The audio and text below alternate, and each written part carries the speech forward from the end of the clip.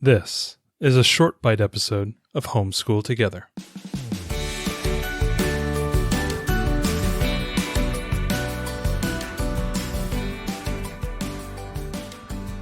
Hello and welcome to Homeschool Together. Thanks so much for joining us. We have a short bite today. We're going to be reviewing not a game, not a workbook, but a book. Yeah. And the book is called Monstrous, the lore and gore and science behind your favorite monsters. This is a book I actually bought for Halloween Yes, for our it daughter, is. but she discovered it early. She did. As children are wont to do. It was on the bookshelf. I filed it away with the holiday books and it was discovered. So basically, which are the monsters that we've already done, Frankenstein, Dracula. and we did Frankenstein and vampires and zombies, and I think there's also, I can't see it, it's a little dark. What are the other what are the other It's creatures? got the Wolfman. It So looks like werewolves. zombies. It has Godzilla, and it has, I think, Bigfoot, I think. Bigfoot or Yeti type of thing. Yeah. Yeah. So, and a Kraken.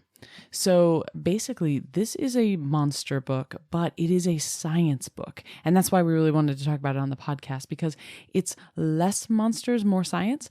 And so what it does, for example, I'll walk through the Frankenstein chapter.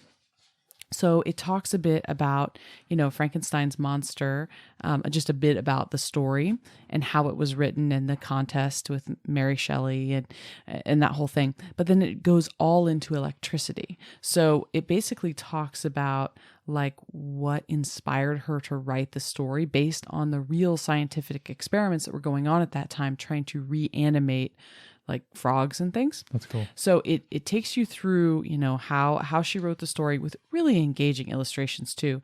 And then it talks about like why you couldn't actually reanimate a monster, the real science behind it. It takes the fear of the monster and kind of says, no, it really can't happen. But this is kind of the right. This is the ideas science. So around it gives yeah. could you restart a flatlined heart? Well, no, you actually can't do that. So and it gives you all of the science reasons of the anatomy behind it. So it talks about like the history of electricity and all the strange experiments that were done to find out about electricity. Does it talk a little bit like defibrillators?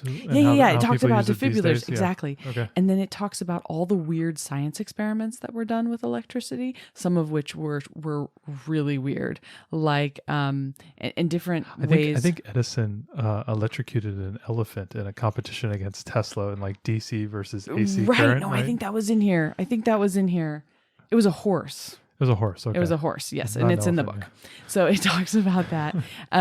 It talks about, so for this one, it talks about some real monsters, true tales of mad doctors. So it goes a little bit into like Dr. Frankenstein and true doctors that were terrible. So, and like things that they did. And then like it goes into Dracula, for example.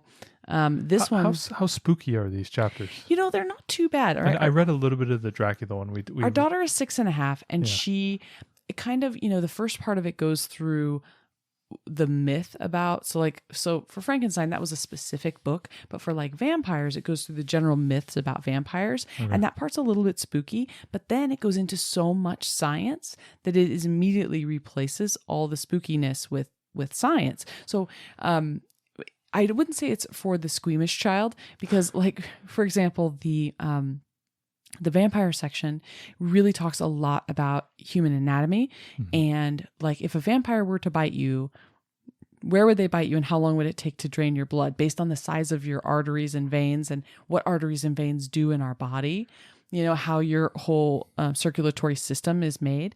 And then it talks about like what would happen if you started to lose blood and how much blood can you lose and what are the effects on the body when there's not enough blood and stuff. Mm-hmm. So it talks about some areas of the Bram Stoker story, which couldn't have happened that way because the person would have died.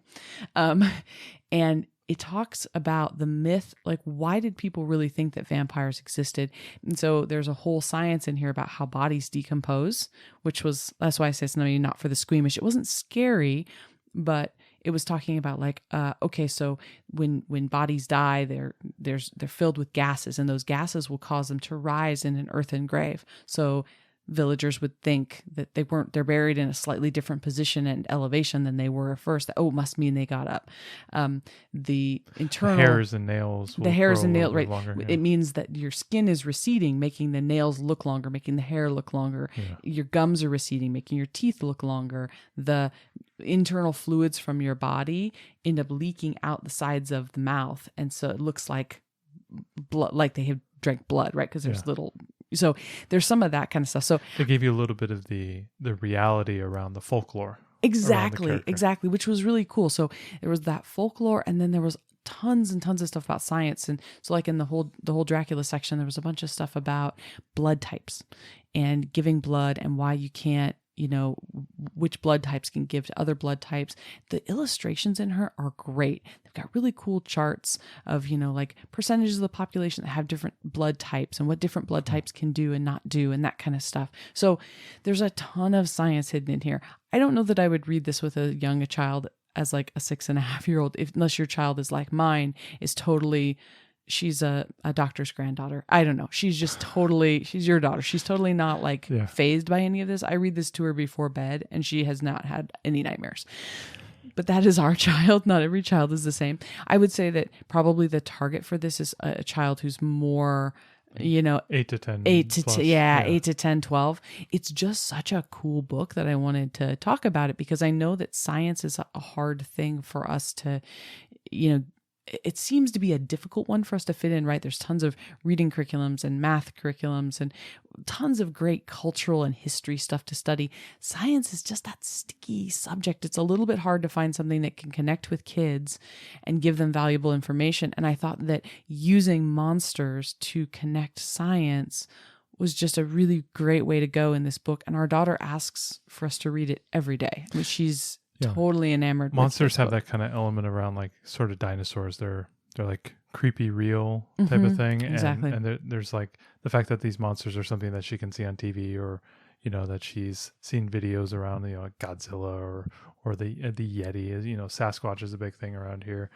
To be able to relate something that she understands or knows or kind of has heard about before into something that's more concrete and real like science is, I think, a good way to kind of teach it for, some kids. I mean, in the Venn diagram of children, right. This works really well for some kids. Yeah. If your kid likes kind of cool, creepy things, like our kid kind of tends to like that. Although she's not, she would never watch like a scary movie or anything like that. She's not that brave.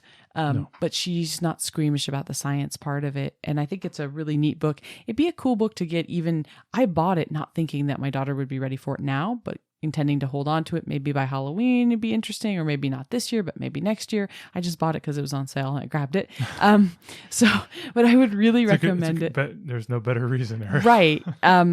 Target and Amazon are having their buy two, get one free sales this week. Like, this is a great book to pick up because even if your kid's not ready for it now, this is when they are. I think it's a great science resource to make science engaging. It can probably spur you into learning more about that topic if they're interested. So we just wanted to talk about this. Monstrous, the lore, gore, and science behind your favorite monsters. Are you going to give me a cackle or a wah wah wah wah wah? No. Thanks so much for joining us today and making us a part of your homeschool journey. Please engage with us on social media.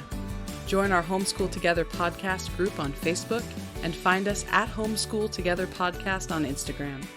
We'd love to hear your feedback, questions, and recommendations. Until next time. Happy homeschooling!